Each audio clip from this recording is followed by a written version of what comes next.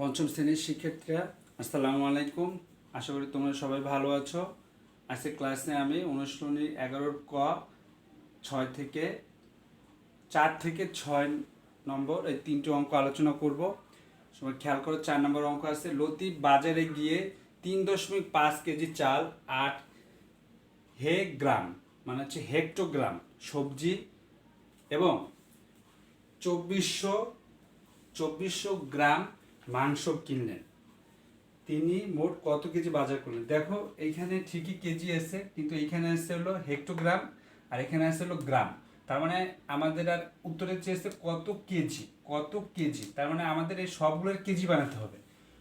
তো আমরা শুরু করি।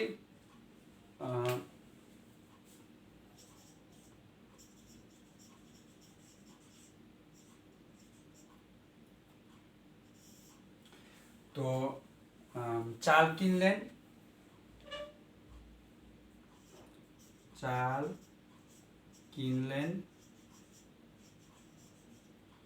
কত? 3.5 কেজি। এটা কেজি আছে, এটাকে কিছু করতে হবে না। সবজি কিনলেন, সবজি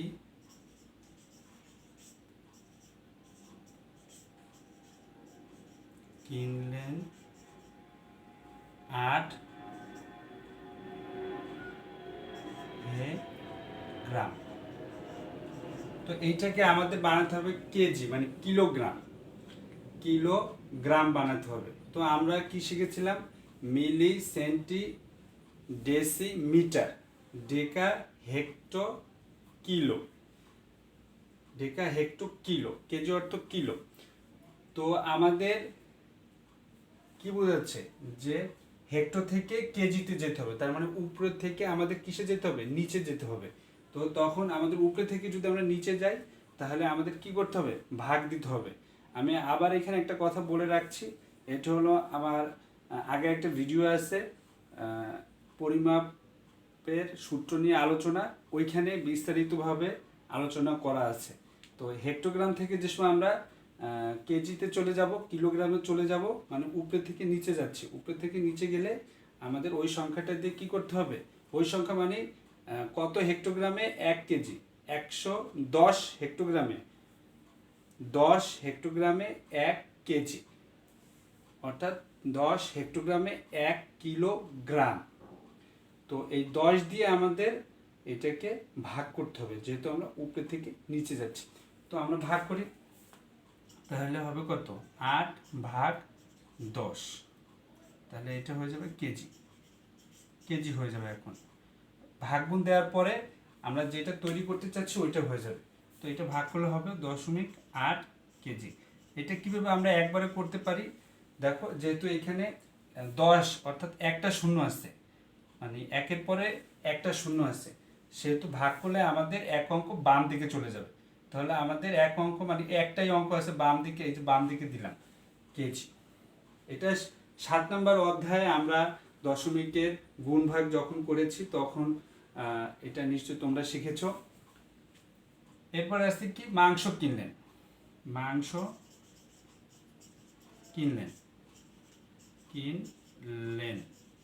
কত? 2400 গ্রাম। তো এইটাকে আমাদের কেজি বানাতে হবে। মিলি, সেন্টি, ডেসি, গ্রাম, এখানে আমরা মিটার না পড়ে গ্রাম পড়ি। মিলি, সেন্টি, ডেসি, গ্রাম, ডেকা, হেক্টো, কিলো। তার মানে আমাদের কি আসতেছে? ডেকা, হেক্টো, কিলো। গ্রামের পরে 3টা আছে, ডেকা, হেক্টো, কিলো। যেহেতু 3টা আছে 3টা শূন্য দেবো, যে কটা থাকবে সেই কটা শূন্য দিয়ে দেবো। তার মানে 3টা শূন্য দেবো। তার মানে 1000 গ্রাম সমান হচ্ছে হলো 1 কেজি। এটা আমরা এমনিতেই সবাই জানি। তার মানে এবার উপরে থেকে যেহেতু আমরা নিচে যাচ্ছি, সেহেতু এটাকে কি দিব? ভাগ দিব। তাহলে 2400 ভাগ হলো কত? 1000। তাহলে এটা কি হয়ে গেল? কেজি হয়ে গেল। তো এইটা একেবারে সহজ বিষয়। তো এখানে কয়টা শূন্য আছে? একের পরে 3টা শূন্য আছে, তার মানে 3টার আগে দশমিক দিলে এটা আমাদের কি হয়ে যাবে? ভাগ হয়ে যাবে। তাহলে এটা ভাগ হয়ে গেল। তো আমরা দেখো সব কেজি বানিয়ে ফেললাম। চাল কিনলাম 3.5 কেজি, এটি কেজি হয়ে গেল। সবজি কিনলাম, কেজি হয়ে গেল। মাংস কিনলাম, কেজি হয়ে গেল। এবার আমরা যদি যোগ করে দিই তাহলে আমাদের অঙ্কটা হয়ে যাবে। অর্থাৎ মোট বাজার করলেন, অর্থাৎ মোট বাজার করলেন, যোগ দিয়ে দিই 3.5 যোগ 0.8 যোগ 2.4 কেজি।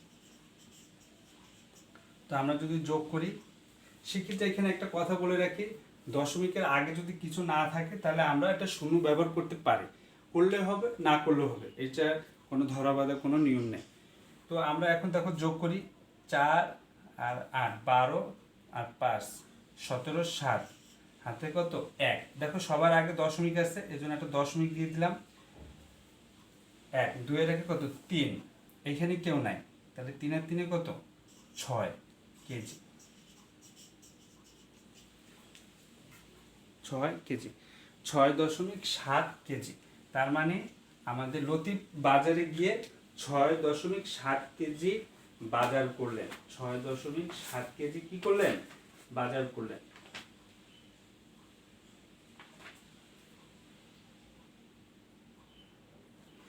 আশা করি সেক্ষেত্রে অঙ্কটা তোমরা ভালোভাবে বুঝতে পেরেছো, খুব সহজ অঙ্ক, বারবার দেখবে তাহলে আরো ভালোভাবে বুঝতে পারবে।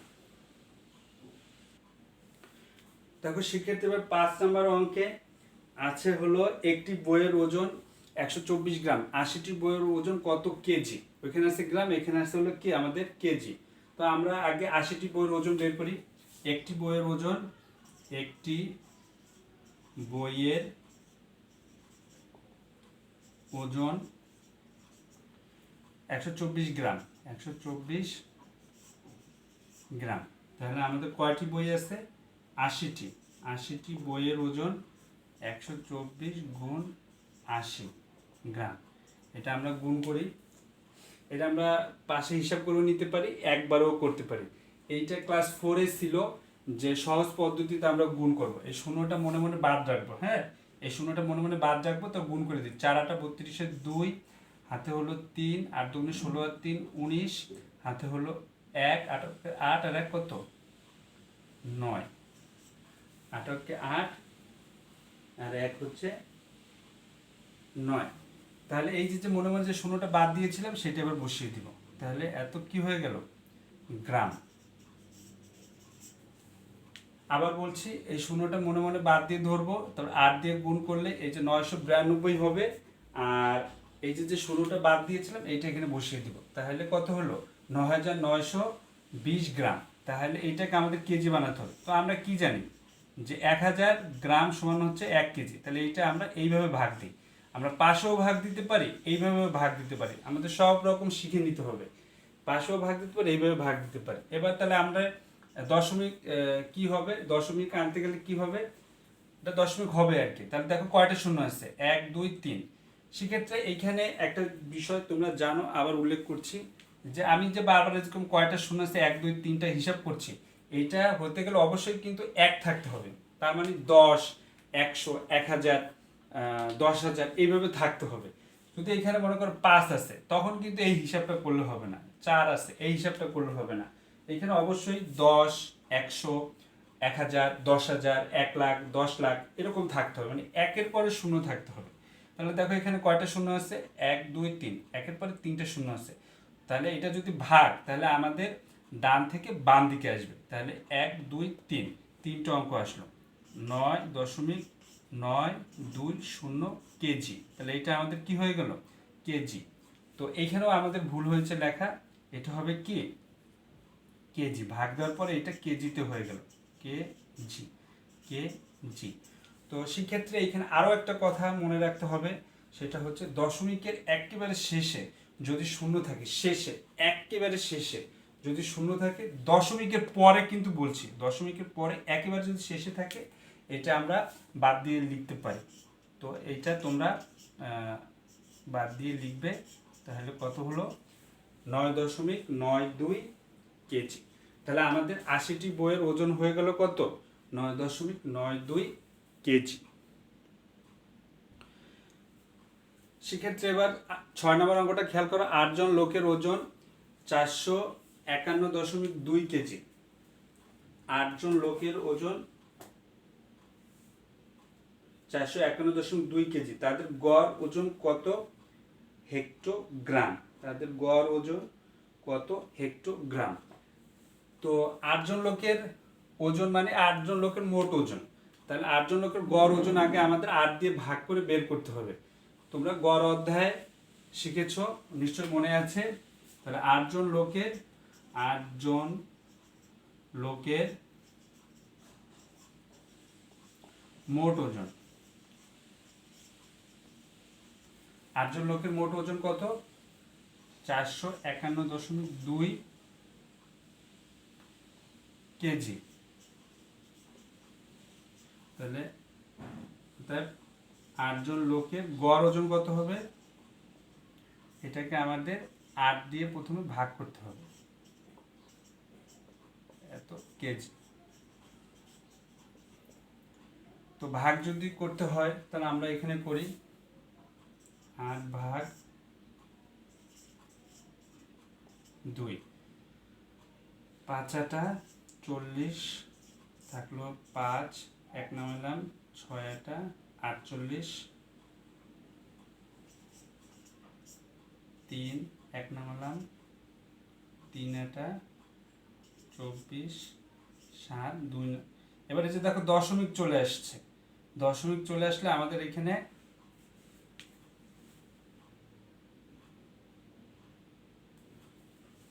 তো এইখানেই 2 নামাতে হবে। দেখো শিক্ষার্থীরা এইখানেই 2 নামাতে হবে। 4 6 6 আটা 48 থাকলো 3, এরপরে দশমিক চলে আসছে, তাহলে আমাদের এইখানে দশমিক দিতে হবে। দশমিক দিলে আমাদের 2 নামাতে হবে, তাহলে 4 আটা 32। কি হলো, আমরা প্রথমে 5 আটা 40 করলাম, তারপরে 5 থাকলো, তারপর আমরা এই যে এই একটা নামালাম, 6 আটা 48 করলাম, বিয়োগ করে 3 থাকলো। এবার যেহেতু দশমিক চলে আসছে, দশমিক এখানে বসিয়ে দিলাম, 2 নামালাম, 4 আটা 32, 4 আটা 32। তাহলে আমাদের হলো কত 56.4 কেজি। তো এইটাকে আমাদের প্রশ্ন চেয়েছে হেক্টোগ্রাম। তো হেক্টোগ্রাম যদি আমাদের বের করতে হয়, তো আমরা কি জানি, কি করতে হবে, কত হেক্টোগ্রামে কত কেজিতে 1 হেক্টোগ্রাম বা কত হেক্টোগ্রামে 1 কেজি, এটা আমাদের বের করতে হবে। তো আমরা জানি হলো মিলি সেন্টি ডেসি গ্রাম ডেকা হেক্টো কিলো, হেক্টো পরেই কিলো, অর্থাৎ 10 হেক্টোগ্রাম সমান হচ্ছে হলো 1 কিলো মানে 1 কেজি। তো আমাদের এইটা কি করব, আমরা এইটাকে আমাদের যেহেতু কেজি বানাতে হবে, সেহেতু আমাদের কেজি আসছে হেক্টোগ্রাম বানাতে হবে, সেহেতু আমাদের যেহেতু নিচ থেকে উপরে উঠতে হচ্ছে, সেহেতু আমাদের এটা গুণ দিয়ে দিতে হবে। সেক্ষেত্রে এখানে একটা কথা বলে রাখি, এটা আমরা অন্য একটা ভাবেও করতে পারি দশমিকের সাহায্যে, এটা তোমাদের শেখাচ্ছি না, তোমরা বুঝতে পারবে না, কঠিন হয়ে যাবে। এর জন্য আমরা এটাই বলার চেষ্টা করছি যে উপরে থেকে কোনো একক যদি আমরা নিচে নামি, তাহলে তখন হলো আমরা ভাগ দিয়ে দিব, আর নিচের থেকে কোনো একক যদি আমরা উপরে উঠাই, তাহলে সেটা আমরা কি দিয়ে দিব, গুণ দিয়ে দিব। তো আমরা শিখেছিলাম যে মিলি সেন্টি ডেসি, মিলিটা আগে লিখেছিলাম, যে কোনো একটা কিছু ধরে নিয়েই অঙ্ক করতে হয়, সেটা আমরা মিলিটা উপরে লিখে অঙ্কটা করেছিলাম। সেই হিসাবে আমাদের নিচে থেকে যদি উপরে উঠিয়ে দিই, উপরে তৈরি করতে হয়, তাহলে আমরা এটা গুণ করে দিব, তাহলে কি হবে হেক্টোগ্রাম। তাহলে এটা হবে হলো 10 দিয়ে যেহেতু গুণ করবো, একটা শূন্য আছে, দশমিক এইদিকে চলে যাবে, অর্থাৎ 564 গ্রাম, 64 হেক্টোগ্রাম, হেক্টোগ্রাম। তাহলে আমাদের 8 জন লোকের আমাদের গড় ওজন হবে 564 হেক্টোগ্রাম। শিক্ষার্থীরা আশা করি বুঝতে পেরেছ। অঙ্কগুলো বারবার করবে, খাতায় লিখবে, তাহলে তোমরা খুব ভালোভাবে বুঝতে পারবে। তো সকলকে ধন্যবাদ, আজকে এই পর্যন্তই। আসসালামু আলাইকুম ওয়া রাহমাতুল্লাহি ওয়া বারাকাতুহু।